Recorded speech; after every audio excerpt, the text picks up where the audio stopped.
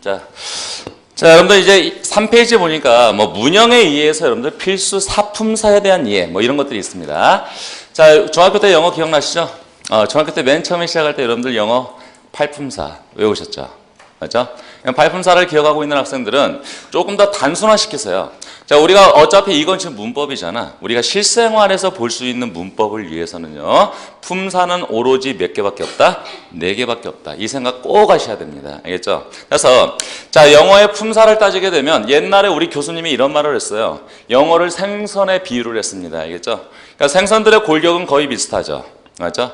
하지만 이 생선들 골격에 붙는 살에 따라서 뭐가 되는 거야? 생선의 모양이 바뀌거든. 맞죠? 그러니까 영어도 마찬가지다. 이렇게 말을 합니다. 그래서 자, 영어에도 골격에 해당하는 게 있어요. 자, 영어의 골격에 해당하는 품사는 뭡니까? 라고 할 때 밑에 써 있죠? 명사와 동사입니다. 자, 따라서 자, 문장은 명사 또 하나 동사. 자, 이 두 가지가 자, 문장의 골격을 이루죠. 명사가 뭔지 다 알죠? 맞죠? 난 선생. 맞죠? 마이크. 카메라, 맞지? 칠판. 사물의 이름을 나타내는 게 명사야. 알죠? 이거 모르는 사람 없단 말이야. 알겠지? 그렇다면 동사는 뭐죠? 예, 이 명사의 동작을 설명하는 겁니다. 알겠지? 그러니까 자, 명사와 동사 이것이 뭘 이룬다? 골격을 이루고 있는 거죠. 됐죠? 자, 그렇다면 각각의 골격에 붙는 뭐가 있을까? 살이라는 게 존재하는 거겠죠. 맞죠? 자, 그렇다면 골격에 붙는 살이 존재하는데 이 살은 뭡니까? 라고 할 때 첫 번째 뭐 있죠? 형용사. 자, 두 번째가 뭐가 있는 거야? 부사. 됐죠? 그러니까 영어를 모든 문장들을 어떠한 문장이든 상관없습니다. 알겠지? 영어의 모든 문장을 품사별로 나열하라면 이 4가지 품사로만 적용하시면 돼요.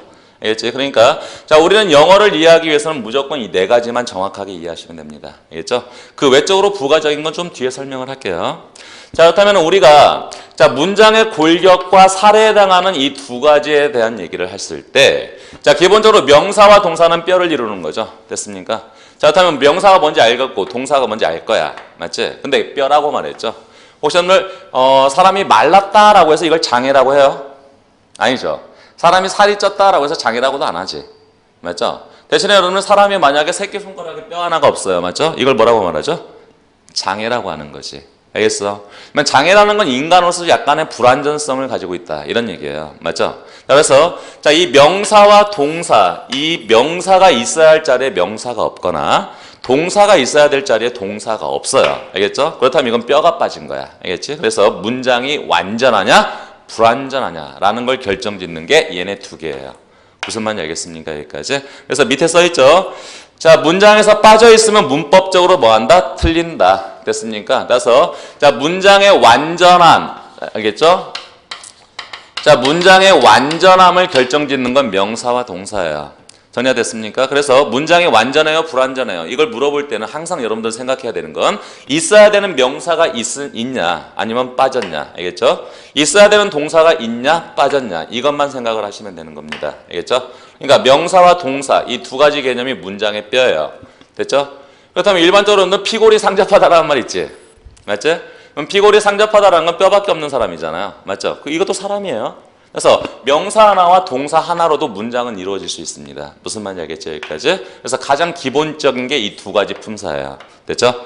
자, 명사를 앞으로는 n이라고 쓸 거고요. 동사를 앞으로 v라고 쓸 겁니다. 됐습니까? 그래서 여기까지 정리를 끝났으면 이제는 자, 각각의 살을 정리를 해야 되잖아요. 자, 그렇다면 형용사는 이 골격에 붙는 살이겠지? 맞아요? 팔뼈에 허벅지 살이 붙어 있으면 안 되는 거겠지. 맞지? 그러면 각각의 뼈에 각각에 알맞는 살이 있을 거란 말이에요. 그러면 명사라는 뼈에 붙는 살은 뭐가 될까? 형용사예요. 됐습니까? 그래서 자, 이 형용사는 밑에 써 있죠. 명사를 뭐 하는 거다? 수식하는 거다. 자, 그렇다면 일반적으로 여러분들 명사를 수식하는 것, 즉 명사의 상태를 얘기를 하려면 오로지 뭐만 쓰면 되는 거야? 형용사 쓰시면 돼요. 이 개념을 정확하게 이해를 하셔야 됩니다. 알겠지? 자, 그리고 자, 명사가 어떤 명사인지를 꾸며주는 게 형용사예요. 자, 앞으로 형용사는 A라고 쓸 겁니다. 알겠죠? 오케이. 자, 그렇다면 명사의 상태를 수식하면 무조건 형용사야. 자, 이것만 기억을 하시기 바랍니다. 문법 문제 뭐 감각동사 다음에는 형용사를 쓴다. 이딴 것은 필요 없어요. 알겠죠? 야, 너는 행복하게 보인다. 이렇게 말을 하는 거잖아. 맞지? 그러면은 너는 행복하게 보인다라고 말을 할 때 you look 우리나라 말로 여러분들 행복하게라는 건 부사죠. 맞죠? 그러니까 여기다가 happily. 자, 이렇게 써놓고 이게 문법적으로 왜 틀렸냐 이렇게 물어보는 거란 말이야. 알겠어요? 자, 그렇다면 너는 행복하게 보인다라고 할 때 뭐뭐하게라는 걸 부사를 썼어. 맞지? 자, 그렇다면 우리나라 말로는 맞아요. 하지만 여러분들 행복하게 보인다라는 말은 행복한 건 누가 행복한 거야? 너겠지. 알겠죠? 그렇다면 얘는 you라는 명사의 상태를 꾸며주게 되거든요. 알겠죠? 명사의 상태를 설명하는 품사는 오로지 뭐밖에 없다? 형용사밖에 없습니다. 우리나라 말의 해석과는 별개의 것이죠. 알겠죠? 그러니까 이때는 이 happy라는 말은 당신의 상태를 꾸며주고 있거든. 그러면 당신은 명사죠. 자, 그럼 명사의 상태를 꾸며주는 건 형용사를 써야 되는데 부사를 썼단 말이야. 알겠어? 그러니까 이 부분은 뭐한 거다? 틀린 거다. 이렇게 말을 하는 겁니다. 이해됐어요? 여기까지? 그래서 명사의 상태를 수식하는 건 오로지 뭘 쓴다? 형용사를 쓴다. 이해됐어요? 여기까지? 오케이. 이게 첫 번째예요. 됐습니까? 오케이. 자, 그렇다면 자, 두 번째. 부사에 대한 얘기를 설명을 해야 돼요. 자, 혹시 부사가 뭐예요? 라고 물어보면 많은 학생들은 중학교 때 문법을 생각합니다. 내가 부사가 뭐예요? 라고 말할 때 여러분들 지금 머릿속에 떠오른 게 뭐야? 동사 수식, 형용사 수식, 다른 부사 수식, 문장, 전체 수식 이렇게만 말을 해요. 맞죠? 근데 이 부사의 개념은 그게 아니죠. 물론 그게 맞아요. 알겠지? 그게 맞긴 한데 너무 단순화시켜 버렸단 말이야. 알겠지? 그래서 이 부사의 개념은 조금 밑에 있는 예문을 가지고 정리를 할게요. 밑에 있는 표를 가지고 정리를 좀 할게요. 됐습니까? 그래서 부사는 가장 기본적인 건 뭘까? 자, 얘는 지금 뼈가 두 개잖아. 형용사는 명사에 붙는 거겠지? 맞지? 그럼 부사는 어디에 붙어야 되는 거야? 예, 동사에 붙는 거야. 됐죠? 그래서 자, 동사의 구체적 설명 여기까지만 먼저 이해하시고 밑에 여러분들 언제 어디서 어떻게 왜 여기 나와 있죠? 이 부분에 대한 설명은 어디 나옵니까? 뒤에서 설명을 할게요. 알겠지? 그러니까 자, 동사에 붙는 살은 뭐가 되는 거다? 부사로 설명을 한다. 구체적 설명. 자, 여기까지 정리 끝났습니까? 자, 그렇다면 한 가지만 물어볼게요. 자, 얘네들은 뼈죠? 맞지? 자, 뼈는 정해져 있단 말이야. 알겠어? 그렇다면 뼈가 여러 개. 즉, 우리 몸의 뼈는 정해져 있는데 그거보다 더 많을 수는 없는 거겠지. 맞죠? 자, 그렇다면은 자, 문장이 길어지는 건 얘네 때문에 길어질까요? 아니면 얘네 때문에 길어질까요? 그렇지. 명사와 동사는 정해져 있단 말이야. 알겠죠? 그러니까 얘네들 가지고는 문장을 한없이 늘릴 수는 없습니다. 알겠어요? 그렇다면 뭐가 붙어야 되는 거야? 살이 붙어야. 알겠죠? 그래야지만이 문장이 길어지겠지. 그럼 우리가 여러분들 길어지는 문장을 파악하려면 뭐가 있다라는 얘기일까? 얘네들이 있다라는 얘기야. 알겠죠? 그렇다면 길어지는 문장에는 형용사나 부사가 있으니까 길어진 문장을 이해하려면 우리는 형용사와 부사에 대한 이해를 꼭 하셔야 돼요. 이해됐습니까? 여기까지? 그래서 문장의 기본을 이해하려면 얘네를 이해하면 되고 자, 그리고 좀 더 길어진 문장이 나온다면 얘네들이 존재하게 돼 있어요. 알겠죠? 그러니까 얘네들을 제대로 이해해야 길어지는 문장을 우리가 쉽게 이해할 수 있다. 알겠습니까? 여기까지만 정리를 하시면 돼요. 맨 처음에는. 됐죠? 자, 그렇다면 자, 이제는 두 번째 포인트 2를 보이죠? 자, 문장의 구성입니다. 이 문장의 구성이라는 게 도대체 뭡니까? 라고 할 때 자, 얘네들은 단어, 즉 이 단어의 성격을 얘기하는 게 품사예요. 알겠죠? 그럼 이 단어가 문장 내에서 할 수 있는 역할은 뭐냐? 이걸 정리를 꼭 하셔야 되는 겁니다. 알겠어요? 자, 그렇다면은 자, 우리가 이 품사들을 나열하는 게 문장이죠. 자, 그렇다면 여러분들 문장은 어떠한 순서로 말을 해야 된다는 건 사회적 약속입니다. 알겠죠? 그러니까 이 약속을 먼저 인식해야 되는 거지. 우리나라 말하고 영어의 가장 큰 차이점은 뭘까요? 자, 나는 어제 카센터에서 내 차를 여기까지예요. 됐죠? 그렇다면 뭐 했는지 알아 몰라? 모르죠? 맞죠? 그러면 고쳤어. 이렇게 하면 고친 거고요. 맞죠? 고칠라다 말았어. 라고 하면 안 고친 겁니다. 알겠어? 그러면 우리나라 말은 주어가 먼저 나오긴 해요. 알겠죠? 행위자가. 근데 우리나라 말은 영어에서 동사가 항상 어디서 나오죠? 맨 마지막에 나옵니다. 맞죠? 그러면은 자, 이 행위자의 동작이 핵심이잖아요. 우리나라 말은 행위자의 동작, 즉 동사가 맨 마지막에 나오는 게 우리나라 말이야. 알겠어요? 그렇기 때문에 우리나라 말은 어디까지 들어봐야 돼? 끝까지 들어봐야 돼요. 무슨 말인지 알겠어? 근데 영어는 안 그래요. 영어는 자, 주어를 먼저 씁니다. 즉 행위자가 있죠. 주어를 먼저 쓰면 항상 동사를 어디에 써야 돼? 주어 다음에 이 주어의 동작을 명시해줘요. 즉 영어는요 결과 우선입니다. 알겠죠? 먼저 결과를 말해줘 버려요. 됐습니까? 따라서 자, 주어 다음에는 항상 뭘 쓴다? 동사를 쓰게 된다. 됐습니까? 여기까지. 그렇다면 이 주어와 동사까지를 우리는 기본적인 문장이라고 말을 해요. 정리됐습니까? 여기까지? 오케이. 자, 그렇다면은 자, 이게 기본 문장이에요. 자, 그렇다면 이 뒤에 나오는 건 뭡니까? 이 동사의 의미에 따른 의미의 확장이야. 알겠지? 그럼 여러분들 알고 싶은 것들을 생각하시면 되는 거잖아요. 맞죠? 그러면 내가 만약에 여러분들한테 야, 나는 샀다? 이런 얘기야. 맞지? 그러면 나는 샀다? 여기까지만 말했을 때 여러분들이 알고 싶은 건 뭘까? 뭘? 이러겠죠? 그럼 당연히 알고 싶은 정보를 전달을 해줘야 돼요. 알겠지? 그러니까 자, 이 동사의 의미에 따라서 뭘이라는 게 목적어죠. 이해됐나요? 여기까지? 그러니까 자, 주어 동사를 먼저 정리를 하고 자, 그 다음에 이 동사가 자동사냐 타동사냐에 따라서 뒤에 나오는 게 변합니다. 알겠어요? 그렇다면 혹시 여러분들 이건 먼저 얘기를 할게요. 자, 동사는 몇 가지죠? 여러분들 밑에 보니까 자동사와 타동사가 있죠. 맞죠? 이 자동사와 타동사를 구별 못하는 사람들, 물론 이게 좀 어렵긴 해요. 근데 가장 기본만 설명합니다. 자, 동사에는 뭐가 있다? 자동사가 있고 뭐가 있다? 타동사가 있다.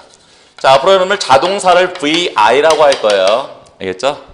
자, 그리고 타동사가 있는데 이 타동사는 앞으로 VP라고 말을 할 겁니다. 됐어요? 자, 그럼 이 두 가지 동사의 의미에 따라서 뒤에 나올 게 결정이 돼요. 됐죠? 근데 이건 동사의 의미를 정확하게 아시면 충분히 이해를 할 수 있어요. 됐죠? 아까처럼 내가 야, 나는 샀어 이렇게 말을 했을 때 여러분들은 가장 알고 싶은 건 뭘까? 뭘 샀는데? 이렇게 알고 싶은 거죠. 그래서 자, 동사까지 말했을 때 뒤에 뭘이라는 개념이 필요한 동사를 우리는 뭐라고 말해? 타동사라고 말을 해요. 이해됐나요? 여기까지? 그러니까 동사의 의미가 무엇보다 중요한 거지 사실은. 알겠죠? 그래서 내가 여러분들 어휘 외울 때 내가 맨 처음에 뭘 외우게 한다? 동사 외우게 할 거다. 알겠지? 그러니까 자, 동사가 타동사냐 자동사냐는 동사의 의미를 파악하면 대강은 알 수 있어요. 알겠죠? 물론 맨날 자동사로 쓰이는 동사, 타동사로 쓰이는 동사들 이런 것들이 있긴 하겠지만 이 시간은 뭐가 되는 거야? 세부적인 거야? 아니면 원칙이야? 그냥 원칙만을 이해를 하시는 거야. 알겠습니까? 그러니까 동사의 의미에 따라서 뭘이라는 개념이 머릿속에 떠오르지? 그러면 얘는 타동사가 되는 거예요. 알겠죠? 그러면 타동사 뒤에는 뭐가 필요한 걸까요? 뭘이라는 개념이 필요하겠지? 이 뭘이라는 개념을 우리는 목적어라고 말을 합니다. 알겠죠? 그러니까 타동사 뒤에는 뭘이라는 목적어가 뒤에 나와야 돼요. 됐습니까? 여기까지? 오케이. 자, 그렇다면 자동사는 뭐예요? 라고 할 때 자동사는요, 동사까지 말을 했을 때 이 개념이 떠오르지 않아. 알겠지? 맞나요? 야, 그는 살았어요. 이렇게 말을 했습니다. 그러면 그 사람이 살았어요. 그럼 여러분들은 나한테 뭘 살았어요? 이렇게 물어볼 수 있어요? 없죠? 뭘? 이라고 물어보는 건 이건 시비 거는 거야. 대화가 아닌 거지. 알겠어요? 야, 그는 살았어. 뭘? 살았다고. 이렇게 말을 하는 거잖아. 알겠어요? 그러니까 동사까지 잘랐을 때 뭘의 개념이 떠오르지 않는 동사. 알겠지? 얘가 바로 뭐가 되는 거야? 자동사야. 무슨 말인지 알겠습니까? 여기까지. 그러니까 자동사는 뒤에 목적어가 필요하다, 필요하지 않다? 목적어가 필요하지 않습니다. 이해됐어요? 그러니까 타동사와 자동사는 의미를 파악을 하고 생각을 해보시면 돼요. 무슨 말인지 알겠습니까? 됐지? 야, 난 바꿨어.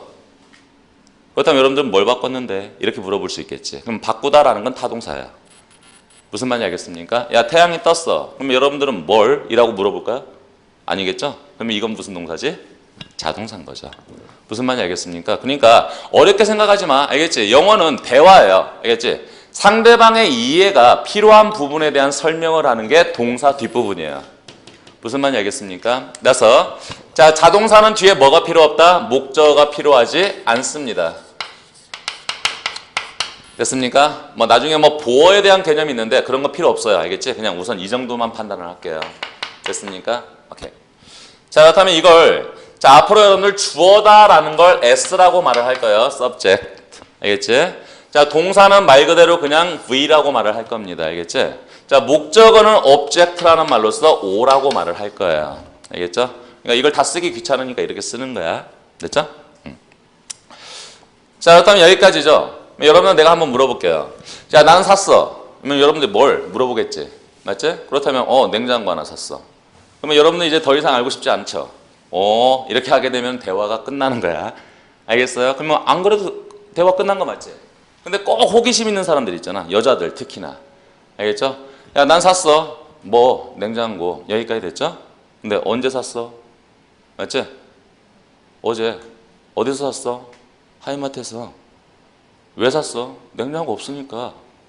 어떻게 샀어? 할인해서 샀어. 이렇게 말하는 거야. 알겠어? 그러면 자 여기까지가 핵심이죠. 여기까지가. 알겠죠? 근데 이 뒷부분에는 더 이상 꼭 필요한 건 아니에요. 알겠지? 근데 호기심이 있는 사람들이 알고 싶은 내용이 있을 거란 말이야. 알겠어? 자 이것들이 뭐죠? 부사야. 무슨 말인지 알겠어요? 여기까지? 자 그렇다면 여러분들 잠깐만 이걸 먼저 정리를 좀 할게요. 자, 각각은 영어의 어순이 정해졌죠, 이제. 주어 다음에 동사, 자동사라면 뒤에 목적어 없을 거고, 타동사라면 뒤에 목적어 있어야 된다. 알겠죠? 여기까지가 기본 어순입니다. 그러면 이 주어 자리에다가 이 4개의 품사 중에 하나를 써주셔야 돼요. 무슨 말인지 알겠어요, 여기까지? 그러면 주어는 뭐가 되는 걸까? 누가, 무엇이 이런 얘기잖아요. 그러니까 4가지 품사 중에 하나니까 주어 자리에는 뭘 써야 되는 자리야? 명사를 꼭 써야 되는 자리예요. 알겠죠? 그러니까 자, 주어는 뭘로 시작해야 된다? 명사로 꼭 시작한다. 됐습니까? 여러분 동사 자리에는 뭘 써야 되는 거예요? 동사밖에 없잖아요. 맞지? 그러니까 자 동사 자리에는 동사를 쓰게 돼 있는 거죠. 됐습니까? 자 그렇다면 목적어 자리에는 뭘 써야 되는 걸까요? 라고 할 때 야 나는 샀어 라고 말할 때 여러분들은 뭘 샀는데 차 샀어, 집 샀어, 냉장고 샀어 뭐 이렇게 나겠지. 개 샀어 뭐 이렇게. 알겠습니까? 그렇다면은 이 뒤에는 사물에 대한 얘기가 나와야 되잖아. 그러면 사물을 나타내는 건 4가지 품사 중에서 뭐밖에 없는 거죠? 명사밖에 없는 겁니다. 자, 이해됐어요? 여기까지? 정말 가급적 정말 쉬운데 꼭 알아놔야 되는 건 뭐다? 주어로 시작해. 영어는 항상. 알겠지? 이 자리에는 반드시 무슨 품사 써야 돼요? 명사 꼭 써야 됩니다. 알겠죠? 그러면 주어 다음엔 반드시 뭐 먼저 나온다? 동사가 먼저 나와야 돼요. 알겠죠? 이 어순을 거꾸로 한 걸 도치문이라고 그래. 그럼 도치문은 뭐가 되는가? 원칙을 어겼으니까 공부를 하는 거죠. 그러면 예외사항을 배우기 전에 우리는 원칙을 알아야 되거든. 알겠지? 그러니까 자 명사를 먼저 써서 주어의 역할을 하게 하고 그 다음에 동사를 써서 이 주어의 동작을 설명합니다. 알겠죠? 그러면 이 동사가 타동사라면 뒤에 명사를 써서 얘가 목적어의 개념이다 라는 걸 설명해 주는 거죠. 전이가 됐습니까? 여기까지? 됐죠? 그러니까 여러분들 품사하고 문장 성분을 헷갈리는 사람이 있어요. 똑같은 명사지만 동사 앞에 있으면 뭐가 되는 거야? 주어. 맞죠? 동사 뒤에 있으면 뭐가 되는 거죠? 목적어나 보어의 개념이에요. 알겠죠? 그러니까 문장 성분과 품사를 het갈려서는 안 됩니다. 알겠죠? 이게 가장 기본 문장이라는 거 알겠어요? 그럼 이제 한 가지만 더 들어갈게요. 자, 이거 뼈대 썼지? 뼈대 썼으면 뭐 붙여야 되는 거야? 살 붙여야 돼요. 맞죠? 그렇다면 뼈대를 썼으면 이제 살을 붙여볼게요. 자, 혹시나 이 명사, 즉 주어를 설명하는 살을 붙이려면은 맞죠? 허벅지 살은 허벅지 앞뒤로 붙겠지, 살이. 맞죠? 그렇다면 자, 이 명사라는 뼈에 붙는 살은 형용사잖아요. 그러면 이 형용사가 명사라는 뼈에 붙으려면은 바로 앞에서 붙거나 또는 어디에 붙을까? 예, 뒤에서 붙겠죠. 이해됐습니까? 여기까지? 자, 그렇다면 혹시 오늘 명사를 꾸며주는 형용사를 앞에다 쓰는 경우가 있고 어디다 쓰는 경우가 있죠? 뒤에다 쓰는 경우도 있겠죠. 됐습니까? 이러면서 주어가 뭐 하는 거야? 길어져. 알겠죠? 그렇다면 목적어나 보로 쓰인 명사도 살이 붙겠죠? 명사에 붙는 살은 형용사니까 무조건 형용사를 앞이나 어디다 붙일까? 뒤에다 쓰겠죠. 됐습니까? 그러면 형용사가 들어감으로써 문장은 뭐 하는 거야? 길어지는 거예요. 됐습니까? 자, 그렇다면 이때 여러분들 한 가지 생각을 하죠. 궁금하지? 궁금하지 않아? 전혀 안 궁금해요? 쓰면 되지 뭐 이런 얘기인가? 자, 언제 똑같은 형용사인데 언제 앞이고 언제 뒤에요? 네, 맞아요. 알겠죠? 그러니까 가장 쉬운 건 뭐냐면 영어는 숫자 노름이야. 되게 단순한 원리를 가지고 있어요. 알겠죠? 만약에 형용사가 한 단어가 명사를 꾸며주잖아? 맞지? 그러면 꼬봉이 앞에 있으면 되는 거예요. 어차피 뒤에 대빵이 있다라는 거 아니까. 알겠지? 그러면은 한 단어의 형용사는 어디서 꾸민다? 앞에서 꾸미게 돼 있다. 알겠죠? 근데 만약에 자 꼬봉들이 되게 많아버리게 되면 여러분들 누가 대빵인지 모릅니다. 알겠어요? 그러니까 대빵을 앞에다 쓰고 꼬봉을 뒤에다 써야 되는 거예요. 알겠죠? 그러니까 두 단어 이상이 하나의 의미를 이룰 때는 어디다 수식한다? 뒤에서 수식하게 돼 있어요. 알겠죠? 이 원칙 꼭 알아놓길 바랍니다. 알겠죠? 나중에 여러분들 보어의 개념이 왜 특이한 경우냐라고 말할 때 여기서부터 시작해. 알겠지? 자, 일단 명사를 꾸며주는 형용사는 바로 앞이나 바로 뒤입니다. 이해됐어요? 자, 그래서 이 동사까지가 다 뭐가 되는 거야? 주어를 수식하게 되는 거겠죠. 됐습니까? 자, 그렇다면은 목적어나 보어로 쓰인 명사, 즉 동사 뒤에 나오는 명사를 꾸며주는 형용사도 한 단어일 때는 어디서 꾸민다? 앞에서 꾸민다. 두 단어 이상이 하나의 의미를 가질 때는 어디서 꾸민다? 뒤에서 꾸민다. 가장 기본 원칙입니다.